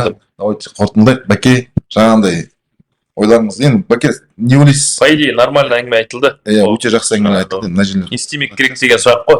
Қорытынды деген нәрсе. Қалай болу керек, манағы, қалай болғанда дұрыс болады. Қалай тартамыз деген мәселеге. Тағы да қосымша айтып кететіңіз болса. Жоспарларыңыз, жігіттер, айтып кететін андай айтамыз. Енді біз енді жоспарымыз сол ары қарай даму осы салада. Біздер енді қазіргі жобамыз үлкен жоба. Инвестиция тартып жатырмыз, үлкен қаражат. Біздер енді жаңа айтып отыр, командамызда енді жақсы білетін шығарсыз, оны да айтып өткен жақсы дұрыс деп ойлаймын. Нұржан Идилов деген фок Компанияңыздың атын да атап кетіңізші. жақсы IT деп қойдық. Мен ұсыныс өзімдікі болды, жақсы болып кете берсін. Жақсы спорт кешенін салды, біріктік сол кездерде де. Жақсы да бар, жақсы IT бола берсін, аты да жақсы да өзі. Жақсы болып кетсін, қазақша. Жақсы екен шын. Қазақша болып кетсін, осылай ертең Джекс болып кетсе де айтты, әлемдік деңгейде бір қазақ атаудан шыққанын білсін деп та. Сондай қазір енді бір белгілі бір аудиторияға үлкен халықаралық деңгейде біз жоба жасап жатырмыз. IT үлкен жобамыз. Бұйырса единорогқа жеткізеді деген ойдамыз. Тамаша. Сенеміз. Жетсін иншалла. Соған күнделік жұмыстанып жатырмыз. Сол біздің инвестиция тарту жағына Нұржан айналысып отыр. Үлкен қаражаттар тартуға. Біз мына жақтан осы жобамызды аяққа тұрғызып жатырмыз. Бұйырса сол болашақта көптеген енді қаламыз, біздер тек өзімізбен өзіміз байып кету деген не жоқ. Қаламыз хотя бір Жаңаөзенімізге, біз өзіміз жалпы патриотпыз ғой, Жаңаөзеніміз деп, қаяқта жүректе Жаңаөзеніміз деп жүреміз. Сол Жаңаөзенге үлкен бір проектный центрлер салып, үлкен идеяларымыз, жобаларымыз бар. Орта қалыптастыру соның бірі. Осы манадан айтып отырғаным сол, орта керек бізге. айтишниктердің жиналатын, робототех, үлкен инженерлер, не обязательно жастар жиналу да, жаңа ұрпақтар, сабақтастар деген бар. Сол үлкен инженерлер мүмкін өзінің ішінде қалып қойған инженерлер бар негізінде. Біздің Өзенмайгазда болсын, қай салада инженерлер бар мықты. Солар келіп өзінің ойымен бөлісіп жастармен екі арада сондай нәрсені қалыптастырғымыз келеді. Сондай орта создать етіп, қаржыландырып, үнемі соны тұрақты түрде. Сондай жобаларымызда әлеуметтік жоба неміз көп. Соның бірі осы, сол единорогқа жаңа мана айтып отқаным сол, единорог үлкен бір жоба жасап, үлкен бір деңгейге жетіп, обратно көмектесуге болады да, өзінің қала деңгейінде болсын, мүмкін мектебіне көмектесерсің, қарапайым белгілі бір қаражатқа жеткен кезде деп ойлаймын. Керемет. Енді осы біздің қазір алдағы уақытта жоспарымыз осы. Халықаралық неге шығу. Может, Рамазан сенде может бір андай бар. Өзінің енді бір қызықты проекттерін жасап жатқан, бір таңғалдыратындай бір сондай проекттер болса, бір айтатын әңгіме болса. Ондай жоқ, қазір сол біз осы проекттер үстінде әлде Бәкеңнің шәкіртімін. Дұрыс. Қанша іздесек те. Дұрыс. Алла берекетін берсін, жігіттер өте керемет, қуанып отыр. Бәкеңмен негізі бұл бүгінгі подкаст дейтін болатын, бүгін білдім мен, Бәкең бүгін айтты. Сәл енді дайындықта азды болып қалды, бірақ енді өте жақсы подкаст болды деп ойлаймын. Бәке, рахмет. Жақсы. Бақытжан бауырым, Рамазан бауырым. Единорог болыңдар. Бірінші рет емес, кездесу. Бір емес, екі единорог болыңдар. Иншалла, алдағы тағы да кездесеміз. Мүмкін жаңағы айтқанда единорог болғаннан кейін кездесерміз мүмкін. Единорогтар бірге ол бір шай ішерміз. Рахмет күндерге де, Алла разы болсын. Рахмет жігіттер. Келіп шақырып жатқандар. Алға тек қана сәттілік. Ал құрметті көрермендер, бізге тіркелеміз, егерде комментарий жазамыз, лайк басамыз. Жаман комментарий болса да оқимыз, дым проблемасы жоқ. Жақсы комментарийні одан сайын жақсы көріп оқимыз. Бізбен келіссеңіз де жазыңыздар, келісетіңіз де, келіспесеңіз де келіспейтіндігіңізді жазып кетсеңіз болады. көп рахмет. Сіздермен бірге болған Шер подкаст. Тамаша. Йоу.